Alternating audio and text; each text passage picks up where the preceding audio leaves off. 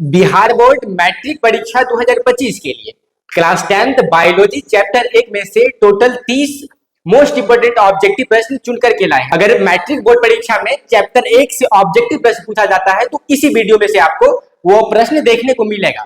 तो आप लोग इस वीडियो को जरूर शुरू से लेकर अंत तक देखिए, क्योंकि सारे के सारे मोस्ट इंपोर्टेंट ऑब्जेक्टिव है और सभी को याद भी करते जाइए। पहला प्रश्न क्या है, कूटपाद किसमें पाया जाता है? 2016 के बोर्ड परीक्षा में पूछा गया है। तो कूटपाद किसमें पाया जाता है? अमीबा में। ऑप्शन सी इसका करेक्ट आंसर हो जाएगा। नेक्स्ट प्रश्न, प्रकाश संश्लेषण होता है तो प्रकाश संश्लेषण कब होता है मेरे भाई? प्रकाश संश्लेषण दिन में होता है। तो ऑप्शन बी इसका करेक्ट आंसर हो जाएगा। ठीक है, आइए नेक्स्ट प्रश्न।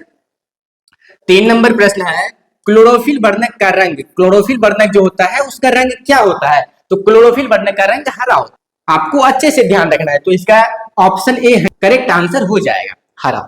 ठीक है, नेक्स्ट नंबर सवाल देखिए, रक्त में आयरन की कमी से कौन सा रोग? रक्त में आयरन की कमी से कौन सा रोग होता है? तो एनीमिया रोग होता है। देखिए ऑप्शन कितना है, ऑप्शन सी में एनीमिया है, तो ऑप्शन सी इसका सही आंसर हो जाएगा। ठीक है, नेक्स्ट नंबर सवाल देखिए, कवक में क्या है? कवक, कवक में पोषण की कौन सी विधि है? तो कवक में अगर पोषण की विधि की बात करें तो कवक में मृतजीवी वाली पोषण की विधि है। ठीक है, तो कवक में पोषण की कौन सी विधि है? तो मृतजीवी है। ठीक है, आइए नेक्स्ट नंबर सवाल को देखिए, ऑक्सीजन है, ऑक्सीजन क्या है प्यारे साथियों? तो ऑक्सीजन एक हार्मोन है। तो इसका करेक्ट आंसर क्या हो जाएगा? Option C, hormone. Okay, next number सवाल देखिए, मनुष्य में वृक्क संबंधित है, मनुष्य में जो है वृक्क किससे संबंधित है? तो वृक्क उत्सर्जन से संबंधित है। ऑप्शन सी इसका करेक्ट आंसर हो जाएगा। क्या हो जाएगा? ऑप्शन सी, उत्सर्जन से। ठीक है, अगला प्रश्न देखिए, स्वपोषी क्या है? स्वपोषी पोषण के लिए आवश्यक है, मतलब स्वपोषी पोषण के लिए क्या क्या चीजें आवश्यक है? तो CO2 मतलब कार्बन डाइऑक्साइड, क्लोरोफिल और सूर्य का प्रकाश, ये तीनों चीजें जब मौजूद तब ही स्वपोषी का क्रिया संभव हो पाएगा। मतलब इस तीनों का होना आवश्यक है, इसलिए ऑप्शन डी इसका क्या हो जाएगा? करेक्ट आंसर हो जाएगा। ठीक है, आपको ध्यान देकर रखना है। नेक्स्ट नंबर सवाल को देखिए, प्रकाश संश्लेषण क्या है? प्रकाश संश्लेषण की क्रिया में ऑक्सीजन बाहर निकलता है। तो प्रकाश संश्लेषण की क्रिया में ऑक्सीजन जल से बाहर निकलता है। ऑप्शन ए करेक्ट आंसर हो जाएगा। ठीक है, अगला प्रश्न देखिए क्या है। नेक्स्ट नंबर प्रश्न, मैग्नीशियम पाया जाता है। तो मैग्नीशियम क्लोरोफिल वर्णक में पाया जाता है, इसलिए ऑप्शन ए करेक्ट आंसर इसका हो जाएगा। ठीक है, नेक्स्ट नंबर प्रश्न देखिए क्या है, मनुष्य में प्रमुख उत्सर्जी अंग है, मतलब मनुष्य में क्या प्रमुख उत्सर्जी अंग क्या है? नेक्स्ट नंबर प्रश्न देखिए, अमीबा, अमीबा अपना भोजन किसके द्वारा पकड़ता है? तो अमीबा जो होता है अपना भोजन कूटपाद के द्वारा पकड़ता है। किसके द्वारा? कूटपाद। तो ऑप्शन बी इसका करेक्ट आंसर हो जाएगा। क्या हो जाएगा? कूटपाद। अमीबा अपना भोजन किससे पकड़ता है? तो कूटपाद द्वारा पकड़ता है। ये चीजें आपको याद रखना है। ओके, आइए नेक्स्ट नंबर सवाल को देखिए, निम्नांकित में से कौन मलेरिया परजीवी है? निम्नांकित में से कौन मलेरिया परजीवी है? इसका सही आंसर क्या हो जाएगा? प्लाज्मोडियम। ऑप्शन ए इसका करेक्ट आंसर हो जाएगा। ठीक, नेक्स्ट क्वेश्चन पर ध्यान दीजिए, कार्बोहाइड्रेट, प्रोटीन तथा वसा के पूर्ण पाचन का स्थल निम्नलिखित में से कौन सा है? तो कार्बोहाइड्रेट, प्रोटीन तथा वसा के पूर्ण पाचन का स्थल क्या है? छोटी आंत, जिसका दूसरा नाम क्या है? क्षुद्रांत। क्या है? क्षुद्रांत। तो ऑप्शन सी इसका करेक्ट आंसर हो जाएगा। नंबर सवाल को देखिए, खुला परिसंचरण तंत्र किसमें पाया जाता है? क्या है? खुला परिसंचरण तंत्र किसमें पाया जाता है? तो यह कॉकरोच में पाया जाता है। ऑप्शन सी इसका करेक्ट आंसर हो जाएगा। ठीक, अगर वीडियो पसंद आ रहा है तो आप प्लीज हमारे चैनल को सब्सक्राइब करके और इस वीडियो को अपने साथियों के साथ शेयर जरूर कीजिए। नेक्स्ट नंबर क्वेश्चन क्या है, हमारे शरीर में क्या है? हमारे शरीर में कौन सा हार्मोन कार्बोहाइड्रेट, प्रोटीन तथा वसा के उपापचय का नियंत्रण करता है? तो हमारे शरीर में कौन इसका नियंत्रण करता है? थायरॉक्सिन। क्या करता है? थायरॉक्सिन ग्रंथि। तो ऑप्शन बी इसका करेक्ट आंसर।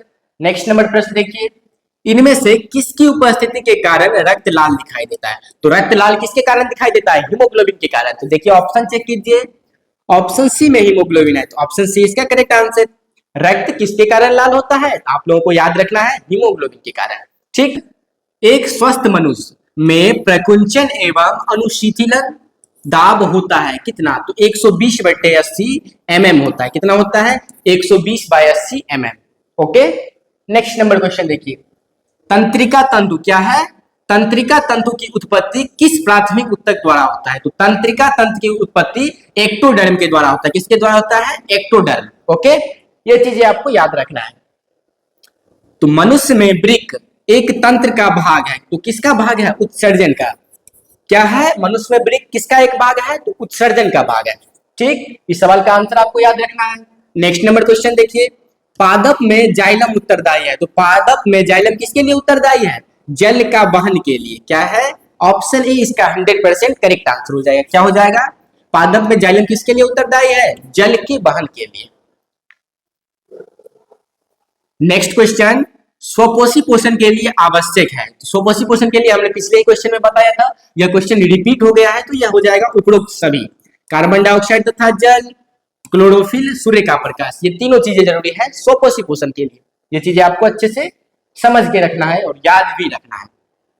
नेक्स्ट नंबर प्रश्न, पाइरूवेट के विखंडन से यह कार्बन डाइऑक्साइड, जल तथा ऊर्जा देता है और यह क्रिया होती है। तो यह क्रिया कहां पर होती है? माइटोकॉन्ड्रिया में। कहां पर होती है? माइटोकॉन्ड्रिया में। ऑप्शन बी करेक्ट आंसर इस क्वेश्चन का। स्वपोषण होता है, स्वपोषण किसमें होता है? तो स्वपोषण की क्रिया हरे पौधों में होता है, तो ऑप्शन बी इसका करेक्ट आंसर। स्वपोषण किसमें होता है? हरे पौधों में होता है। ठीक, नेक्स्ट नंबर प्रश्न देखिए, दही जमने में। क्या है? दही जमने में निम्नलिखित में कौन सी क्रिया होती है? दही जमने में किण्वन की प्रक्रिया होती है। किसकी क्रिया होती है? किण्वन की। ऑप्शन सी किसका करेक्ट आंसर हो जाएगा। अगला प्रश्न देखिए, कौन अंतःस्रावी और बाह्यस्रावी ग्रंथि के जैसा कार्य नहीं करता है? तो यहाँ पर अंतःस्रावी और बाह्यस्रावी ग्रंथि की तरह कौन कार्य नहीं करता है? तो पीयूष ग्रंथि। इसका दूसरा नाम क्या है? पिट्यूटरी ग्रंथि। तो यहाँ पर इसका सही आंसर आपको क्या याद रखना है? पीयूष ग्रंथि। वैसे पौधे जो पोषण के लिए सड़ी गली चीजों पर क्या होती है? आश्रित होती है, तो वे क्या कहलाते हैं? तो यहाँ से इसका करेक्ट आंसर क्या हो जाएगा? मृतजीवी। देखिए यहाँ से आपका एक डिफिनेशन भी बन सकता है, मृतजीवी किसे कहते हैं? तो वे पौधे या फिर वैसे पौधे जो पोषण के लिए सड़ी गली चीजों पर क्या रहती है? आश्रित रहती है, उसे मृतजीवी पोषण कहते हैं। तो यहाँ इसका करेक्ट आंसर मृतजीवी हो जाएगा। ठीक, नेक्स्ट क्वेश्चन देखिए क्या है, पादपों में पाया जाने वाला वृद्धि हार्मोन निम्न में से कौन सा है? तो पादप में पाए जाने वाला वृद्धि हार्मोन जिबरेलिन है। क्या है?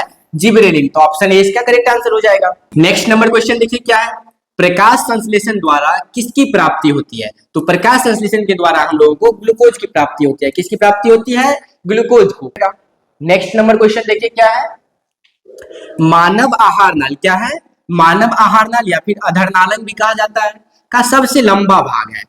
तो मानव आहार नाल का सबसे लंबा भाग क्या है? छोटी आंत। तो इसका करेक्ट आंसर क्या हो जाएगा? ऑप्शन सी छोटी आंत। ओके, अगला प्रश्न देखिए क्या है, निम्नलिखित में किसे कोशिका का ऊर्जा मुद्रा, क्या है? ऊर्जा मुद्रा के रूप में जाना जाता है। इसमें किसको जाना जाता है? आपके पास चार ऑप्शन है, तो इसका करेक्ट आंसर हो जाएगा एटीपी। क्या हो जाएगा ऑप्शन? ऑप्शन बी इसका। उम्मीद करता हूं यह वीडियो आप लोगों को बहुत ही अच्छा लगा होगा और आपके एग्जाम के लिए बहुत ही हेल्पफुल भी था। अगर वीडियो पसंद आए तो वीडियो को लाइक जरूर कीजिए और अपने साथियों के बीच शेयर करना ना भूलिए। और भी सब्जेक्ट का इंपोर्टेंट क्वेश्चन जैसे मैथ हो गया, एसएसटी हो गया, हिंदी हो गया, तो अगर आप चाहते हैं देखना तो हमारे चैनल को सब्सक्राइब करिए और कमेंट बॉक्स में अपना प्रतिक्रिया जरूर दीजिए।